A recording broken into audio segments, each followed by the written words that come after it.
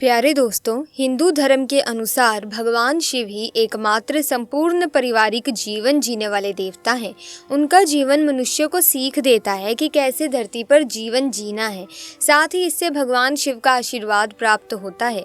मान्यता है कि सावन के सोमवार को भगवान भोलेनाथ की पूजा से मनोवांछित फल प्राप्त होते हैं। मान्यता है कि सुहागिन महिलाएं ये व्रत रखती हैं तो उनका वैवाहिक जीवन सुखी होता है। वहीं कुंवारी लड़कियां अच्छे वर के लिए व्रत रखती हैं। प्यारे दोस्तों, सावन के महीने में शिवलिंग से ये गुप्त चीज ले आना अपने घर, आपकी सभी मनोकामनाएं पूरी होंगी। इतना पैसा आएगा कि गिनते गिनते थक जाओगे। गरीबी दरिद्रता दूर हो जाएगी। भगवान भोलेनाथ जी के आशीर्वाद से अपने जीवन में आप बहुत उन्नति करोगे। इसी तरह की महत्वपूर्ण और ज्ञानवर्धक जानकारी प्राप्त करने के लिए हमारे चैनल समृद्धि को सब्सक्राइब करें और बेल आइकन को प्रेस करें ताकि नई वीडियोस की अपडेट आपको सबसे पहले मिल सके। दोस्तों, हिंदू धर्म में सावन के महीने का बहुत अधिक महत्व है। सावन का महीना हिंदू पंचांग का 5वां महीना होता है। ये महीना भगवान शिव को समर्पित होता है। इस महीने में शिव भक्त भगवान शिव की विधि विधान से पूजा अर्चना करते हैं और सावन के महीने के सोमवार का महत्व और भी अधिक होता है। इस माह में शिव की पूजा अर्चना करने से सभी मनोकामनाएं पूरी हो जाती हैं। धार्मिक मान्यताओं के अनुसार सावन के महीने में भगवान शिव और माता पार्वती की विधि विधान से पूजा करने से भक्त की मनोकामना पूरी होती हैं। इसके साथ ही सावन के सोमवार व्रत रखने से भोलेनाथ की विशेष कृपा प्राप्त होती है। दोस्तों, सावन माह का आरंभ 22 जुलाई 2024 दिन सोमवार से हो रहा है और सावन महीने का समापन 19 अगस्त को होगा। कहा जाता है कि इस सावन के महीने में किसी भी व्यक्ति ने भगवान भोलेनाथ की थोड़ी सी भी पूजा साधना क्रिया कर ली तो उस व्यक्ति के जीवन की सभी मनोकामनाएं पूर्ण हो जाती हैं। उस व्यक्ति के जीवन के हर कष्ट खत्म हो जाते हैं और उस व्यक्ति के जीवन में धन आना शुरू हो जाता है। भक्तों, वीडियो आगे शुरू करें उससे पहले भगवान भोलेनाथ के सच्चे भक्त इस वीडियो को लाइक अवश्य कर दें और कमेंट बॉक्स में हर हर महादेव सच्ची श्रद्धा से लिख दें, जिससे कि भगवान भोलेनाथ जी का आशीर्वाद आपको सीधे प्राप्त हो सके। दोस्तों, आज की इस वीडियो में हम आपको बताएंगे कि सावन के दिनों में आपको भगवान भोलेनाथ के मंदिर जाकर के क्या क्या भगवान भोलेनाथ को अर्पित करना है और वहां से वापस क्या लेकर के आना है ताकि आपके घर की गरीबी, दरिद्रता, परेशानी, कष्ट, दिक्कतें हमेशा के लिए खत्म हो जाएं। दूसरी तरफ आपके घर पर सुख समृद्धि, यश, वैभव, ऐश्वर्य की प्राप्ति हो। ध्यान रखिएगा दोस्तों, सावन माह का इंतजार हर व्यक्ति इसीलिए करता है ताकि उसको भगवान भोलेनाथ का आशीर्वाद मिल सके।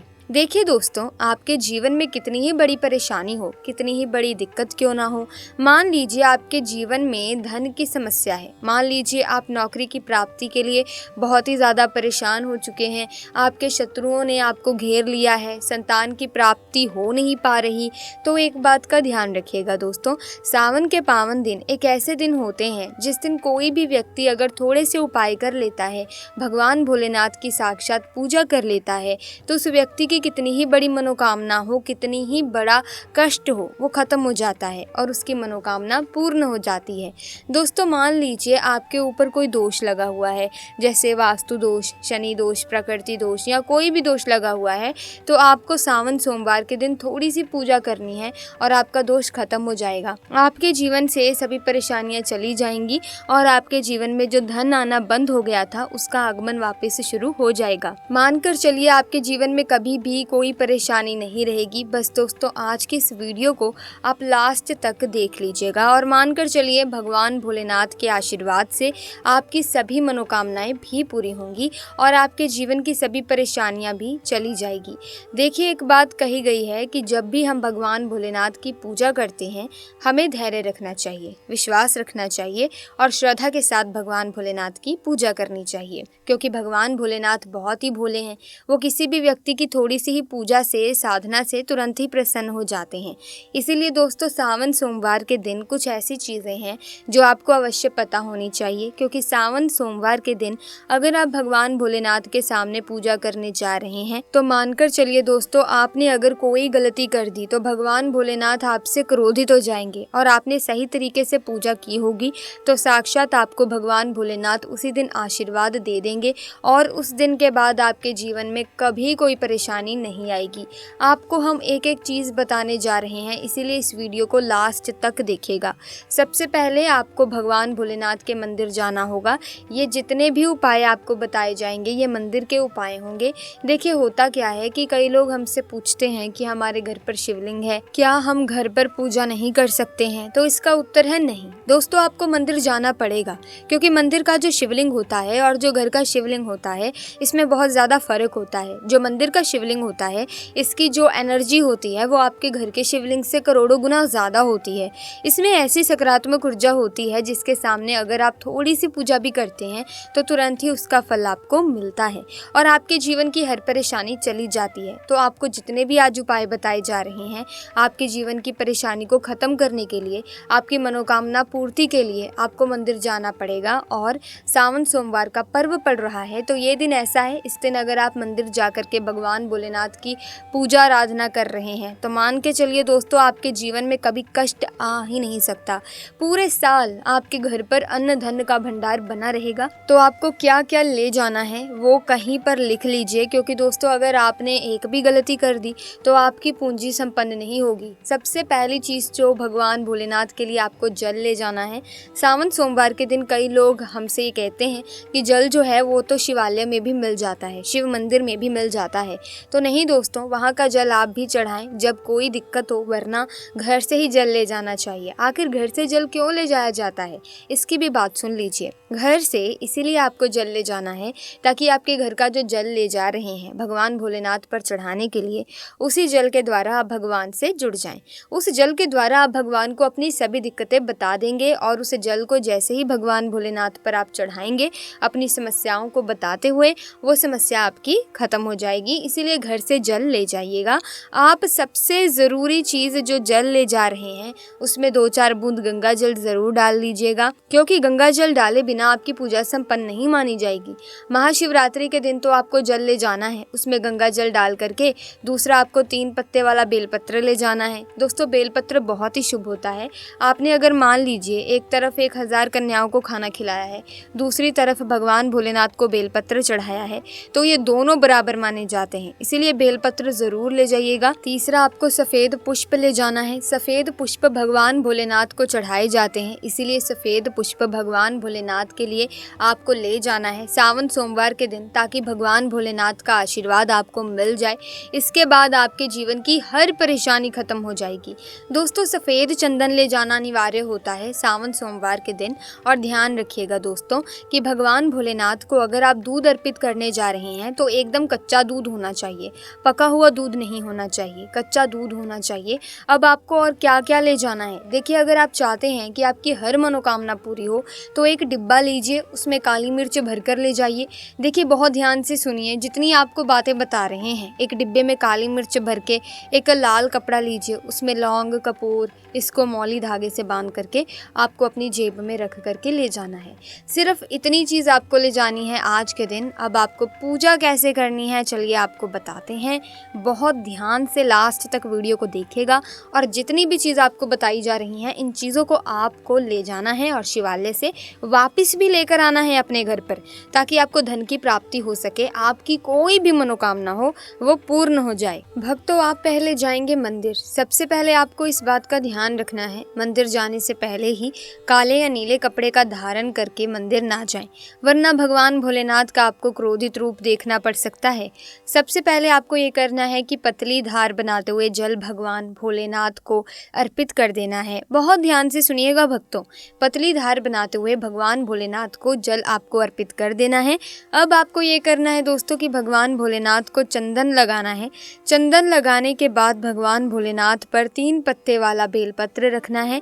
3 पत्ते वाला बेलपत्र रखने के बाद आपको भगवान भोलेनाथ पर सफ़ेद पुष्प अर्पित कर देना है। सिर्फ इतना आपको करना है। दूध अगर आप चढ़ाना चाहते हैं तो दूध भी आप चढ़ा सकते हैं, इतना बस आपको करना है। इतना करने के बाद आपको वहाँ पर खड़े होकर 108 बार, बहुत ध्यान से सुनिएगा, 108 बार आपको ओम नमः शिवाय का जाप करना है। या तो आप 108 बार कर लीजिए या 1008 बार कर लीजिए। ये 3 ऐसी चीज़ें हैं जो आपको करनी है। अब आपको क्या करना है, एक डिब्बा जो काली मिर्च का आप ले लेंगे दोस्तों, उसे काली मिर्च के डिब्बे को आपको शिवालय के जो गिरता हुआ शिव धारा है, जो शिवलिंग से वहाँ पर पानी गिर रहा है उसी शिव हरि के पानी से आपको छुआना है और अपनी जेब में वापस रख लेना है। ये जो लाल पोटली आप ले गए हैं बंद करके लौंग की, इसको भी छुआना है, वापस रख लेना है। अब आपको क्या करना है, जिस लोटे में पानी ले गए थे या जिस लोटे में भी आप दूध ले गए थे उसमें आपको क्या करना है, आपको जो भगवान भोलेनाथ का पानी है वहाँ पर गिर गया है। भक्तों ध्यान रखिएगा, शिवलिंग की जो पानी नीचे गिर रहा है उसी पानी का थोड़ा सा पानी अपने लोटे में ले लेना है। ध्यान रखिएगा जो आपने लोटे में पानी भर लिया है वो पानी वापस बचना नहीं चाहिए, वो तो पूरा आपको भगवान भोलेनाथ को अर्पित कर देना है। जो शिवलिंग से पानी गिर रहा है उस पानी को आपको अपने लोटे में वापस ले लेना है। भक्तों मान के चलिए, आप ये सोच रहे होंगे कि कई लोग वहाँ पर पानी चढ़ा रहे हैं, तो इस बात की आप चिंता ना करें, क्योंकि भगवान भोलेनाथ के शिवलिंग पर जब भी पानी चढ़ाया जाता है वो अमृत बन जाता है। कहा जाता है कि कई देवी देवता शिवलिंग के पास अदृश्य रूप में खड़े होते हैं ताकि शिवलिंग से गिर रहा पानी वो धारण कर सकें। इतना पवित्र होता है शिवलिंग से गिरता हुआ पानी। तो शिवलिंग से गिरता हुआ पानी आपको अपने लोटे में ले लेना है, सिर्फ थोड़ी सी बूंदे ले लेनी है। अब आपको क्या करना है, आपके घर वापस आना है। जो आपने लोटे में पानी लिया है भक्तों, इसको घर पर आते ही घर के लोग जो हैं आपके ऊपर थोड़ा थोड़ा पानी छिड़क देना है। घर के हर कोने में पानी छिड़क देना है, घर के मुख्य द्वार पर पानी छिड़क दें। ना सिर्फ इतना आपको करना है, इतना आपने कर दिया। अब मान लीजिए पूरे साल आपके घर पर नकारात्मक शक्तियाँ नहीं आ पाएंगी, आपके घर पर कोई काला जादू काली विद्या करवाने की कोशिश करेगा तो वो आपके घर पर नहीं कर पाएंगे। इससे आपके घर से नकारात्मक शक्तियाँ चली जाएंगी और सकारात्मक ऊर्जा आ जाएगी। ये जो अब काली मिर्च का भगवान भोलेनाथ जी के शिवलिंग से छुआ करके लाए हैं, इसको पूजा घर में रखें। ये जो काली मिर्च का डब्बा है आपके पास, इसे कभी भी आप किसी शुभ कार्य के लिए निकलें, जैसे मान लीजिए आप बिजनेस मीटिंग के लिए जा रहे हैं, नौकरी की प्राप्ति के लिए जा रहे हैं, काली मिर्च घर के मुख्य द्वार से पहले रख के आपको क्या करना है, उसको कुचलते हुए निकलना है। मान के चलिए आपके काम में जो भी बाधा आने वाली होगी वो बाधाएं भगवान भोलेनाथ के आशीर्वाद से अपने आप ही हट जाएंगी और आप जिस कार्य के लिए भी जाएंगे उस कार्य में आपको सफलता मिलेगी। दोस्तों भगवान भोलेनाथ का यहाँ पर आपको साक्षात आशीर्वाद मिलेगा सावन सोमवार के दिन, और आपको जीवन में हर परेशानी जो चल रही है वो दूर चली जाएगी, मुक्ति मिल जाएगी। सावन सोमवार की रात आप अपनी सभी प्रकार के बुरी अनिष्ट शक्तियों से छुटकारा पा सकते हैं। जो लोग भोलेनाथ माता पार्वती की पूजा करना चाहते हैं वो इस दिन अपने घर पर पर्त का शिवलिंग रख लीजिए। अभिमंत्रित होना चाहिए, जो भी शिवलिंग आप रखें अच्छे से उनको मंत्रों द्वारा भी अभिमंत्रित करके रखें। सफ्टीक हो, नर्म द्वेषक शिवलिंग हो, कोई भी रखिए, अच्छे से उनको भोलेनाथ को अपने घर पर ही पूजन कीजिए, एक लोटा जल चढ़ाकर, क्योंकि मंदिरों में बहुत भीड़ होती है और सावन सोमवार पर यही है, अगर आप मंदिर में नहीं जा सके या ठीक से जल नहीं चढ़ा पाए तो घर में शांति से आप पूजन करें। गन्ने का रस हुआ, पंचामृत हुआ, इससे आप इस दिन भोलेनाथ का अभिषेक कीजिए। दूध, दही, घी, शहद, शक्कर, पंचामृत बनाकर के अभिषेक कीजिए। दोस्तों फिर भोलेनाथ का श्रृंगार कीजिए, चंदन चढ़ाएं, अक्षत चढ़ाएं, जनेऊ अर्पित कीजिए, थोड़ा सा चंदन का इत्र, क्योंकि चंदन का इत्र विशेष रूप से शिव शंभू को बहुत प्रिय है, तो वो आप अर्पित कीजिए। उनके पसंदीदा पुष्प चढ़ाएं, आंकड़े की माला से उनका श्रृंगार कीजिए। दोस्तों कनेर के सफ़ेद पुष्प चढ़ाएं, कमल हुए, गुलाब हुए, बेल हुए, ये फूल उनको बहुत प्रिय हैं, ये अर्पित करें। और 5 बेलपत्र अवश्य चढ़ाएं। आप इस दिन चाहे तो या जो आपके पास बेलपत्र हैं उसी पर आप श्री श्री लिख करके या ओम नमः शिवाय या राम राम लिख करके अर्पित कीजिए।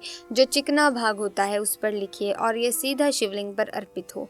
इस प्रकार से आपको बेलपत्र चढ़ाने चाहिए। दोस्तों आप विशेषकर इस बात का ध्यान रखें कि कटे फटे बेलपत्र ना हो। जो व्यक्ति अधूरी चीज़ भगवान को अर्पित करता है तो उसे भी कटे फटे पत्तों की तरह ही कटा फटा फल ही प्राप्त होता है, इसीलिए कभी भी अपूर्ण सामग्री अर्पित ना करें। दोस्तों कहते हैं कि जब भोलेनाथ ने गले में विष धारण किया था तो आदि शक्ति माँ के कहने पर देवताओं ने भगवान शिव के सिर पर भांग, धतूरा, बेलपत्र आदि रखा और निरंतर जल अभिषेक किया था, जिसकी वजह से उनके मस्तिष्क का ताप कम हुआ था और उस समय से ही भोलेनाथ को भांग, धतूरा चढ़ाया जाता है। और ये बात भोलेनाथ के भक्तों में बहुत कम लोगों को ही पता है कि इसी कारण शिवलिंग पर भांग, धतूरा चढ़ाया जाता है। दोस्तों अगर आपके घर में शिवलिंग है तो आज के दिन आप चाहें तो शिव जी का त्रिशूल हुआ, डमरू हुआ, ये भी आप उनको अर्पित कर सकते हैं। शिव के डमरू की डमडम की ध्वनि मंगल गुरु से संबंधित होती है, क्योंकि चंद्रमा उनके मस्तक पर विराजमान होकर अपनी क्रांति से अनंत आकाश में जटाधारी महामृत्युंजय को प्रसन्न करता है और बुध आदि ग्रह है, इसमें संभव से सहायक होते हैं। दोस्तों, तो आज के दिन डमरू अर्पित करें। भोले बाबा का डमरू आप धारण भी कर सकते हैं। अभिमंत्रित करके आप अपने शरीर पर छोटा सा चांदी का डमरू धारण करें। सो प्यारे दोस्तों, आज की इस वीडियो में हमने सावन सोमवार के दिन आप किस प्रकार से पूजा कर सकते हैं, क्या चीज़ आपको उठा के लेके आनी है शिवलिंग में से, हमने आपको वो सारी जानकारी इस वीडियो में बता दी है। अब आपके फायदे की सारी बातें हमने आपको बता दी हैं, किस तरह से पूजा करनी है, किस तरह का आपको जो विश्वास है वो धारण करके भगवान शिव की पूजा करनी है सावन सोमवार के दिन। तो आपको बस इसी प्रकार से अब आपको पूजा अर्चना करनी होगी, फिर ही आपको फल प्राप्त होगा।